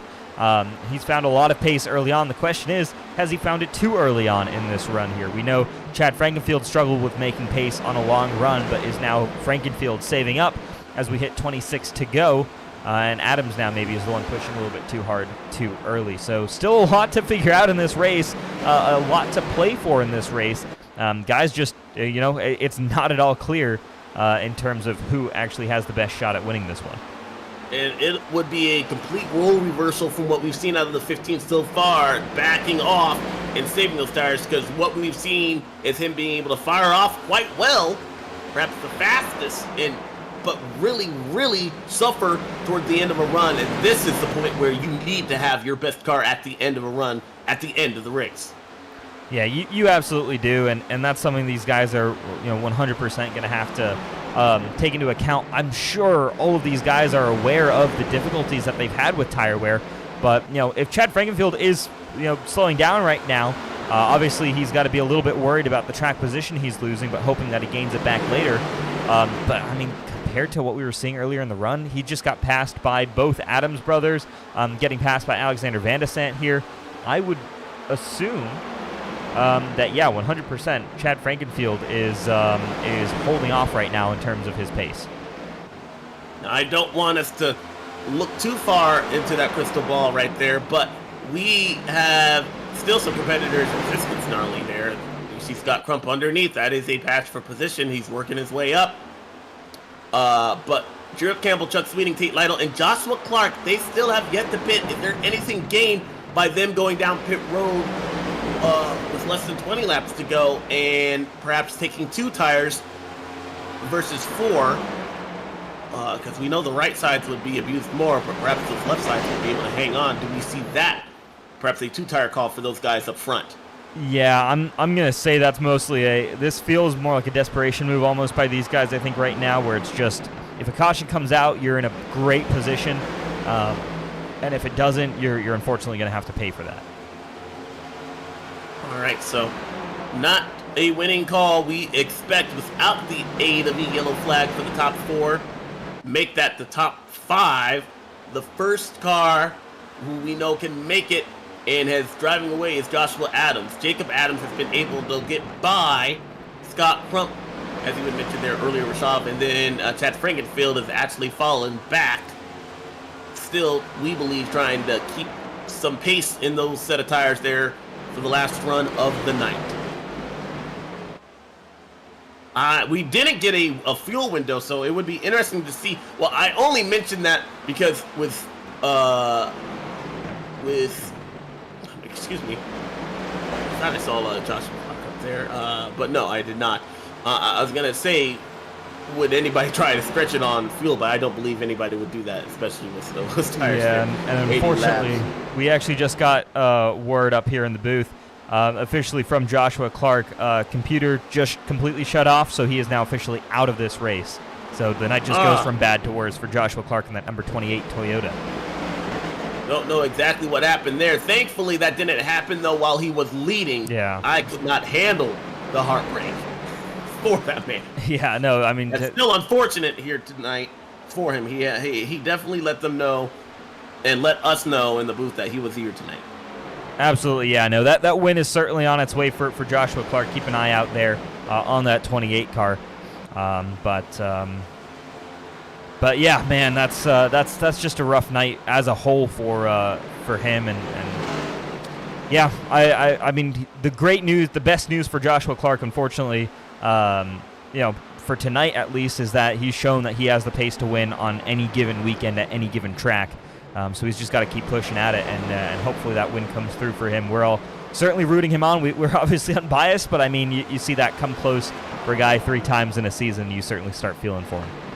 Yeah. And as unbiased as we are, we want everybody that's in the elite to have a good time, have good runs, and that's what we've seen out of that 28 car. We've seen that out of a lot of cars, and so to have their night end the way it is, it definitely hits in the emotional bank. Yeah, well, David Tooker about to be passed here by Joshua Adams, and David Tooker has yet to go down pit road. Yeah, so there is the potential call here. I don't know if it's possible for guys to go all the way. That's 80 laps on these tires. We saw Chuck Sweeting go 70 laps. No one's done 80 yet. But I mean, could that be what we're seeing here? I don't think it's gonna, net a win in any kind of situation, because there you go. Josh Adams goes flying by Chuck Sweeting there, and in about, I guess, probably 5 laps or so is going to shoot by Gerald Campbell. But could that be potentially a play for overall position there on the track by the end of this race? 14 to go. These guys are still out on the racetrack. It could just be a run all the way to the end without pitting. A net gain, if you will, also with the benefit of a yellow flag came out, where everybody would still have to go down pit road. So not a bad strategy call, just not a race-winning strategy call. But these guys are, especially I believe David Tooker, Chuck Sweeting, they're running better than where they were running if they had to go down pit road. But actually, you see Gerald Campbell actually go down pit road right now. That's going to hand the lead, we expect, over to Joshua Adams, because he's going to make short work of the 56 car. Is that the pass for the win right there? Well, with 13 to go... Crump in that 90 car, though, is set sail, and he is right behind him. And that was the car I was telling you there, Rashav, that I believe was the fastest during that last run before our final pit stop. Absolutely, yeah. Scott Crump's got huge speed in that number 90 car. Again, coming off of that close loss at Phoenix. Certainly has a lot to race for right now. Has had some difficulties. Has not had a clear race so far in terms of technical issues on his end. But it's culminated in this right now, where it's Joshua Adams versus Scott Crump for the lead of this race. Don't count out Jacob Adams hanging out there in third as well. But right now it looks like a 2-horse race between these guys. Scott Crump, we know, desperately wants this first win of the season. So does Joshua Adams. You had mentioned there for Scott Crump, not even at 20th in points there. This would shake up the chase field if he were to win right now, and he was so close at ISM Raceway there 1 week ago. But Jacob Adams also lurking in the background as things get physical between these top two as they ride into turn 2. Yeah, shockingly for Joshua Adams, who was your regular season champion last year, also out of the also out of the chase picture. So both of these guys trying to win their way in. Josh Adams still has a chance to point his way in. Scott Crump really needs a win right now. But man, just the way this is playing out, I mean, none of the guys in the top 3 have won anything yet so far this season. So all 3 of them would certainly be worthy victors. Tate Lytle, the guy in 4th right now, hasn't come down pit road, is going to be losing spots, I'm sure, in the coming laps. A ticket to the playoffs is on the line with 8 laps to go. Here comes Scott Crump taking a look underneath to the inside. Can the 90 car get it done? He rides the 95 car up the racetrack a little bit of muscle shown right there. And these guys side by side has allowed that 25 car, Jacob Adams, into the mix as well. Yeah, up on the spotter stand here we can see, so Joshua Adams still there to the quarter panel of the number 90 car. The 90's got the advantage. He led that lap. Who's going to lead the next one as they are side by side, and that gets tight between the front two. You cannot fit a piece of paper as they enter, and they do touch out of turn 2. And maybe a slight amount of contact between them. Great side-by-side racing here between Scott Crump and Joshua Adams. The question is, are they by running side-by-side, burning through their tires, and does this part the seas for Jacob Adams? Could this suddenly turn into a number 25 car win? Jacob Adams has never won in the Elite Racing Series. The front two have, but have yet to win this year. During this season, now the front two side by side, perhaps a roadblock for the 25 car. Do you go with your brother? Do you go with the 90? Do you go for it yourself? Look at this as they continue. Oh! The 95 got into the wall right there. The 25 take evasive action to the inside to miss him, and Scott Crump gets away with the lead. And now it's Jacob Adams versus Scott Crump, but it's really Adams versus Adams still here as Jacob has to take some time to clear him. There you go, Jacob Adams now into 2nd position. He now has to chase down this 90 car, but is there enough time? 5 laps to go in this one. Does he now have to fend off his brother, or can he go and attack this number 90 car? What is, what's the situation there between the 2 brothers on the racetrack? Right now, that 90 car, I believe, has the best car out of these 2, but the 25 save enough tire to mount a late race charge in this one. He's been able to put a little bit of daylight between him and his brother behind him. Can he focus on the 90 car? Scott Crump, who desperately wants a win in the worst way, felt he was robbed of it from Phoenix there 1 week ago. Can he perhaps get another here tonight? Man, Jacob Adams there, he lost a little bit of time right there, and his brother's all over him. I just don't see him. He's going to have to make something dramatically happen here. The 40 car. Lap traffic going to yield a little bit, I believe, to these guys up front. We hope so. 2 laps to go this time by, but Jacob Adams just not close enough to try and perhaps pressure the 90 car into a mistake. Let's see here. Right now, the pace of Scott Crump's number 90 Toyota Camry looks too strong here for Jacob Adams, unless he's got a mistake here. He's got just 6 corners to go in this race. He's about to hit the white flag with a solid gap here over Jacob Adams. The Adams brothers trying desperately to get one more attempt at the 90 car. Scott Crump, we talked about it there, Rashad. His interview last week, heartbreaking. Sometimes you can use that to your advantage, though. Wanted the win in the worst way. And now, a story of sweet redemption as he enters turn 3 and 4 for the final time. And Scott Crump, a ticket to the playoffs for 2021 is yours with a win here at Iowa. He gets it done at America's Best Value in 200. What a drive by Scott Crump. Incredible job. Came back from a lot of difficulty again early in the race. We mentioned that. But now comes in here. Fantastic drive by this number 90 car. Winner here at the America's Best Value in 200. Just a fantastic race by him. Fantastic drive. A great pace towards the end there, and he's going to get a chance now to celebrate this victory up at the start-finish line. misses out, like you said, just barely there at Phoenix by just a 100th of a second or so. But gets it done here with a great overtake late in the race to complete that win. And he threw it in the wall in frustration there last week. He might throw it in the wall this time, but celebrating a great win and a shot for the championship when all is said and done. Congratulations to Jacob Adams, his best finish of the season, as well as second place. He beats his brother Joshua Adams. We'll be able to talk to all three of those guys here tonight. But as we mentioned there, Rashad, I cannot. What other sport can you experience the highest of highs and the lowest of lows all within a span like we've seen with this 90 car? He was dejected last week with second place, and it wasn't like it was a bad run. It was second place. Man, this guy's got to be ecstatic winning tonight. Yeah, he's got to be ecstatic. And I mean, I was going to say, I mean, what world do you get a race like we had today, where we had the first 110 laps or so were all about strategy, who can save their tires for the longest amount of time. And then the second part of the race was all about who can just go fastest, who can win this race and drive their car to the lead in the shortest amount of time. It's really incredible the way this race played out and the way we had two very different types of race take place here tonight. And for Scott Crump, obviously, gets the win he deserved last week.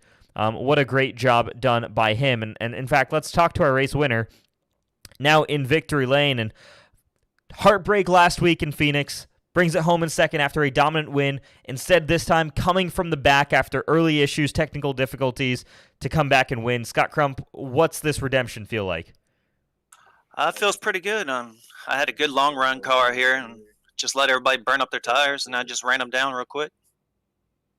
We were talking about how dejected you felt there last week, but sometimes you can use that to motivate you in order to get what you want and what you need, and you got what you needed here tonight with a win here. Talk about how the pressure might be off for the rest of the season, at least until playoffs are here.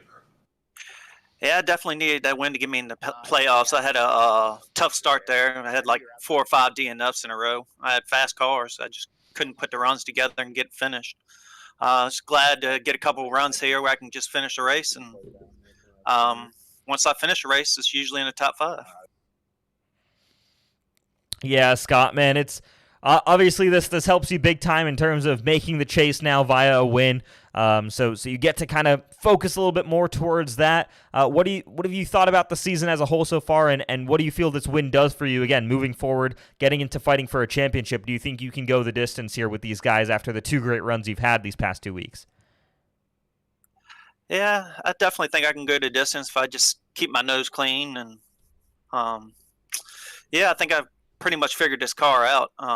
So I was just pretty much saving tires is pretty much all it is to it. Well, congratulations there again there, Scott Crump. We're glad we're talking to you first this time there, and much happier set of circumstances. Anybody you'd like to thank here tonight? I'd like to thank Josh and Jacob there running clean there at the end. They ran a good, clean race. And also give a shout out to my sponsor, Stay Tuned Sports Podcast with Jimbo. Also, White Lightning Racing, where we're going to combine little teams here for next year. So, yeah. And shout out to you all guys in the broadcast. Appreciate it. All right. Congratulations, race winner Scott Crump. All right. Thank you. All right. We'll bring in the first of the Adams brothers, who finished second place today. Jacob Adams, congratulations, man. P2 at the end of it, wasn't quite able to get to Scott Crump, but still have to feel happy with this result, getting a result with all the speed you've shown so far this season. Oh yeah, I've been waiting to talk to you guys. I've had plenty of good runs and just haven't gotten the finishes. It's nice to finish one. Yeah, we were talking about how that's your best finish of the season here. I want to know how it is and what it's like racing your brother. I mean, there was times where there was contact between you two, but you came out better than your older brother, who is a past winner here tonight. That's got to feel a little bit special, right? Yeah, he's 13 minutes older than me, so I'm not going to give him a whole lot there. But there's not one person in this field that I will race harder than Josh, and we've been racing with each other on these games for 20 plus years, so we know how to do it together, and we have fun with it. Hey, man, that's awesome. And it's been great having you come into the Cup Series this season and instantly, put on some incredible runs and incredible performances. Has there been much, maybe you don't want to admit it on the air, but has there been a lot that you've learned about the league in terms of, coming in? Josh, obviously was so close to winning the championship last season, so has a lot of kind of advice to give. Have you been gaining a lot of that and talking to him a lot about, the way some of these guys race and things like that? Yeah, it is nice to kind of lean on that between Josh, Chris, and Nick, just knowing how some of the guys race and some tendencies and whatnot. But I've picked up on a lot of that myself, and we're going to get a win here soon. All right. Well, congratulations there on a podium finish here tonight. Anybody you'd like to thank tonight? My teammate Chris. His sponsor with Walmart, Response Energy, came on board. I've been waiting to put them on the podium, so it's nice to do that. Obviously, a shout out Josh and Scott for the win, so it was fun. All right, man. Congratulations again, Jacob Adams, grabbing your first top 3 finish of the season, I think, which is kind of crazy to think about with all the pace you've shown. Hopefully, the first of many tonight. Awesome, thanks. All right, and now we'll bring in the second Adams brother here. Just lost out there at the end to your brother for second position. But Josh, talk us through today's race, the way it kind of played out in two very different styles of tire preservation and then a bit more of a straight-up sprint towards the end. Former winner here at Iowa, how much were you able to kind of bank on that experience to get up towards the front today? Well, based off the experience, I did a lot of the races when the official series was here 5 or 6 weeks ago, and I picked up on the tire save strategy and like the 30, like half and half, 35, 70 lap runs or whatever. So I was definitely expecting that, and that's what led me to do my lap 160 pit stop and try and run to the end. So I knew that tires were going to be a big factor, and it definitely played out that way. Yeah, we were talking about that all tonight, how much tire wear was definitely a factor there. The one caution flag that we had kind of reset the field right there, and you were able to capitalize on that. What was your mindset once that yellow flag came out? You guys probably saw it. I tried to go to the front immediately on that restart. I think I jumped 3 wide above Tooker and Tate, somebody. And I think I got up to second, but I'm just like, if this runs green, I'm going to get as far ahead of these guys as I can, just so when I pit, I have a huge lead and like you can run around the entire track and catch them. So they probably thought I was just going to go up there and burn up my tires, but I had that plan in mind to pit on a particular lap, and it worked out. All right, man. Well, obviously, it's been a bit of a different season for you compared to to earlier this year in 2021. Just struggling to sometimes get the results there. We've seen great pace from that number 95 car. Maybe just haven't had quite the same luck going towards you. Hopefully, this propels you closer to that cut line. What do you feel you need to do to make sure you're in the chase here as we're getting down to it? Well, Juan, I've had 4 straight DNFs coming into tonight back to Darlington. But I need to be able to race, and I don't think I'm going to be able to just because of work. This is probably the last time you guys see me on track this season, man. Unfortunately. But tried to win because of that. But well, that's sad to hear. We appreciate everything that you brought into this year, especially being a past winner as well. So we hope definitely not the last time we'll see you with Elite, but I understand real world does come first. But it's been a pleasure watching you up from the booth there, man. Oh, yeah, I'll be back full-time for sure in the A season. That one shouldn't be an issue for me. But, I'm going to still work with my guys. I'll come into Discord with them, and during the races, maybe if I get some downtime and see how they're doing. All right, man. All right, well, for the last time there, who would you like to thank, I guess? We've got Mike Brown. He brought me onto the Belly Up team. That's kind of led by Johnny Thomas, Belly Up Sports and Yeats. They've been fun to work with, and Brandon and Johnny have been fun to work with as teammates. So they're both sitting really good in points. So be hoping they can get some good results heading towards the chase. All right, man. Congratulations again. Top 3 finish here. Hopefully we'll get to see you maybe once or twice more this season, but it's been great seeing you out on the racetrack so far. Yep, thank you. You guys do a good job up here, so I'll keep watching. All right. Joshua Adams there, your third place finisher tonight at the America's Best Value in 200. How about that, Alex? You know, I joined late, unfortunately, there, but I missed no shortage of action here. It was throughout the entire pack.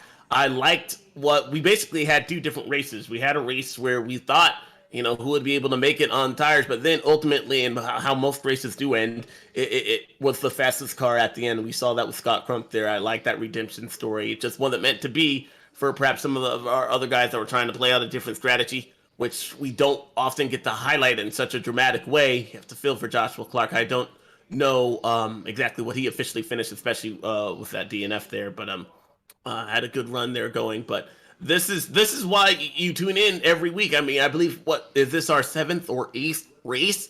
And it's our 7th or 8th winner, depending on that here tonight. And it just seems that we keep getting better. The racing keeps getting better. Our caution flags, we only had one. That's the shortest race we've ever had so far this season. Everybody's finding their stride here in Elite. Yeah, absolutely. We're getting used to these cars, and we're starting to see, you know, these races play out and guys being able to run fully under green flag conditions. So, yeah, I'm loving what we're seeing so far. We've got just a couple more races before we go chase racing, and kind of the intensity level picks up another step. So I for one, cannot wait. But a great race tonight at Iowa. Big fan of the way these guys tackled this event. I want to give another congratulations to Scott Crump there as well, because I don't believe that storyline, it was so heartbreaking last week. I'm so glad to see. It's not often we get to see redemption so early than what we saw here tonight. So Scott Crump doing a great job, and it's impressive. I mean, the playoffs, they're almost here, and there's still so much to unpack, and so many chances, storylines that we haven't even talked about. I mean, still Chad Frankenfield, he is not won here tonight. He's not 1 year at all. Also, some of those guys, I thought it was crazy. I think it was Joshua that mentioned that he had 4 DNFs. It has been a tough season for some of these guys. So it has definitely been one of turmoil for several people. But we could still see somebody who's in the bottom, perhaps outside of the top 20, still make it into this season here. Yeah, there's still a lot of things that can play out, you know, in terms of the way this season unfolds. We've seen some shock results. You know, I mean, just look at this, you know, this top group of guys. Dallas Myhand, I think, is certainly on the verge, one of those guys who might be on the verge of a win coming up soon, getting these really great results coming in with the P4 tonight. Josh Clark, of course, we talked about him a lot this particular race tonight, and of course he's done so well early on. There's a couple of other drivers. I mean, Brandon Key's still up there in the points. Got a P13 finish here tonight. Didn't quite have the pace, but has shown great consistency over the season. So there's a lot of drivers, I think, who've got a real shot at putting together a win this season. And heck, like you said, guys who are past winners, Chad Frankenfield, Ethan Burrell, who haven't quite seen victory lane just yet this season. Oh, it's why you got to tune in every week at 8:30 Eastern Standard Time. We know Rasaf will be there. I will try to be there on time. But it's why Wednesdays are one of my most forward and look toward nights of the week here.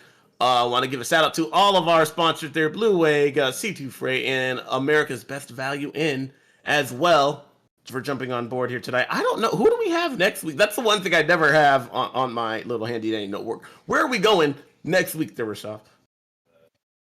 Oh man, I'm sorry.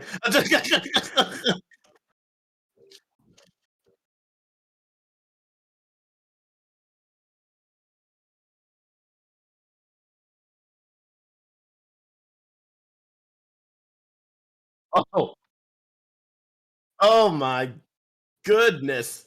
I was able to go to the Bristol night race a couple of weeks ago, and that, even on Jeff Gluck's poll, was awarded the best race of.